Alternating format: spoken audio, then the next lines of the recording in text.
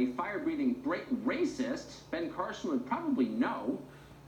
Secretary Carson has served directly under the president for 2 years as Secretary of Housing and Urban Development. He joins us tonight. Mr. Secretary, thanks very much for coming on. Good to be with you. So as you watch almost unanimous verdict of the media that the president is a hard-boiled racist. This is over the past 4 days. There's really almost been no other coverage of anything else.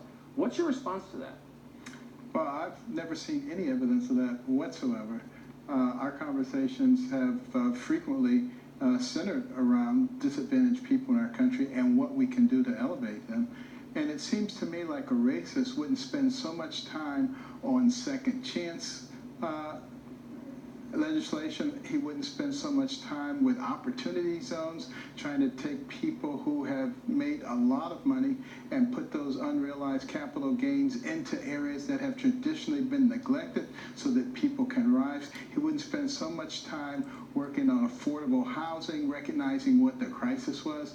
The list goes on and on. These are not things that people who are racist would do. So, people need to actually look at what the results are and not spend all of their time parsing every word and trying to make it fit their narrative.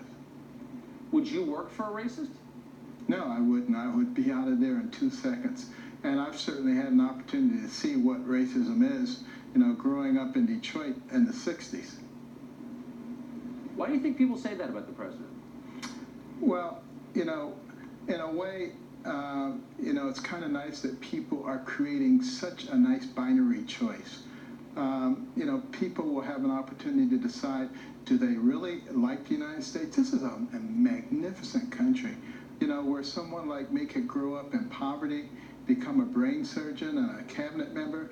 Why would anybody knock a place like that? And if it was such a bad place, people wouldn't be forming caravans to come here. And then you can have the other choice. So people will have a very, very clear choice. So, let them continue to fight and define themselves, and let the American people decide. What I discovered when I was running for president, as I traveled all over the country and to the small little hamlets in every state, is that most of the people in this country actually have common sense. And, they're not going to throw away what we want for Venezuela. And they're decent kind of people. I mean, travel the country as you have, and of course that's the first thing you discover. Do you think you can win a presidential race if you hate the country? It would become very apparent with your rhetoric that you were not someone who was a supporter of our nation. And the interesting thing is we have an amazing country. People are trying to come here from all over the world. There's no other place like it. There's no place that has a history like our country. Have we made mistakes? Absolutely. Do we learn from them? Absolutely. Is that a reason to throw out the baby with the bathwater? Absolutely not.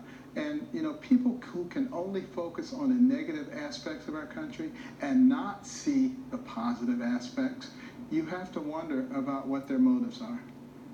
You certainly do. Secretary Ben Carson, thanks very much. Good to see you. Always a pleasure. Thank you, Tucker. So, is America a racist country? Is it more racist than it once was? Or is a lot of this dishonest? Roger Kimball is the publisher of The New Criterion. He just wrote a fantastic piece for the Spectator USA on that question. Roger Kimball joins us tonight. Roger, thanks a lot for coming on. Yeah, it's great to be with you. Is America more racist than it was 5 years ago, 10 years ago? Clearly not. Right. Clearly not. It was nice to listen to Secretary Carson speak with what David Hume called the calm sunshine of the mind. It's clearly less racist than it's ever been, just as every college campus is less racist than it's ever been. Listening to the juvenile mod squad, these four women who are only incidentally legislators, what they are really doing is burnishing their own celebrity. They aren't taking care of their constituents. I wish they would give the phrase "people of color" a rest. We need to retire that phrase because it's a racist What does that phrase. mean? You're a nice color, Tucker. I think of myself as being sort of a pleasing pink, but everyone has a color. It's a racist term because the idea is that somehow you are trapped by your skin color, that having dark skin imbues you with a special virtue, and having white skin imbues you with a special evil or liability. And that is a racist idea, and it's being used as a bludgeon to criminalize policy differences and criminalize differences of opinion. And for the sake of America, for the sake of unity, we have to stand up, and people in the media need to stand up and start criticizing that. But we don't. And so many people who shouldn't let these ideas pass by unchallenged do. We are remarkably passive in the face of hyper-aggressive racists like Ilhan Omar. Why is that? Well, there's a reason. There's a reason, Tucker, that Aristotle said that courage was the most important virtue, because without courage, you can't practice any of the others. And I think that to a very large extent, it is a lack of courage. It's the herd mentality. People want to be liked. They want to go to the right cocktail parties. They want to be. They want to get the blessing of the New York Times and CNN and MSNBC. And they know that if they buck the trend, they won't be. They will be excluded.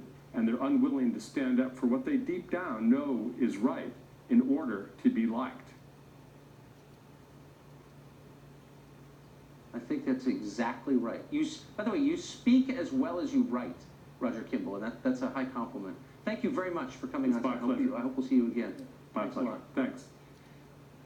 President, as we told you at the outset, is speaking in Greenville, North Carolina. We want to rejoin him for a moment on the way.